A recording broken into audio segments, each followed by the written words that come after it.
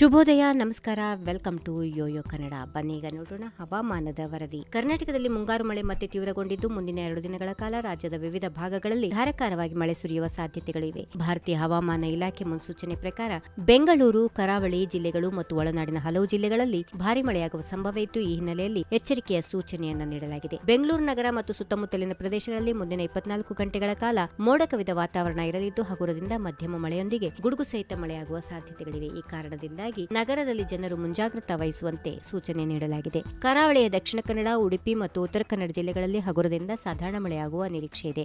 ಜೊತೆಗೆ ಈ ಭಾಗಗಳಲ್ಲಿ ವೇಗವಾಗಿ ಗಾಳಿ ಬೀಸುವ ಸಾಧ್ಯತೆಗಳಿರೋದ್ರಿಂದ ಮೀನುಗಾರರು ಸಮುದ್ರಕ್ಕೆ ಇಳಿಯದಂತೆ ಸೂಚನೆ ನೀಡಲಾಗಿದೆ. ಉತ್ತರ ಒಳನಾಡಿನ ಬೆಳಗಾವಿ, ಧಾರವಾಡ, ಗದಗ, ಹಾವೇರಿ, ಬಾಗಲಕೋಟೆ, ಬೀದರ್, ಕಲಬುರಗಿ, ಕೊಪ್ಪಳ, ರಾಯಚೂರು, ವಿಜಯಪುರ ಮತ್ತು ಯಾದಗಿರಿ ಜಿಲ್ಲೆಗಳಲ್ಲಿ ಕೆಲವು ಕಡೆಗಳಲ್ಲಿ ಹಗುರ ಮಳೆಯಾಗುವ ಸಂಭವ ಇದೆ. ಇನ್ನು ದಕ್ಷಿಣ ಒಳನಾಡಿನ ಬಳ್ಳಾರಿ, ಬೆಂಗಳೂರು ನಗರ ಮತ್ತು ಗ್ರಾಮಾಂತರ, ಚಾಮರಾಜನಗರ, ಚಿಕ್ಕಬಳ್ಳಾಪುರ, ಚಿಕ್ಕಮಗಳೂರು, ಚಿತ್ರದುರ್ಗ, ದಾವಣಗೆರೆ, ಹಾಸನ, ಕೊಡಗು, ಕೋಲಾರ, ಮಂಡ್ಯ, ಮೈಸೂರು, ರಾಮನಗರ, ಶಿವಮೊಗ್ಗ, ತುಮಕೂರು ಮತ್ತು ವಿಜಯನಗರ ಜಿಲ್ಲೆಗಳ ಹಲವು ಕಡೆ ಸಾಧಾರಣ ಮಳೆಯಾಗುವ ಸೂಚನೆ ಇದೆ.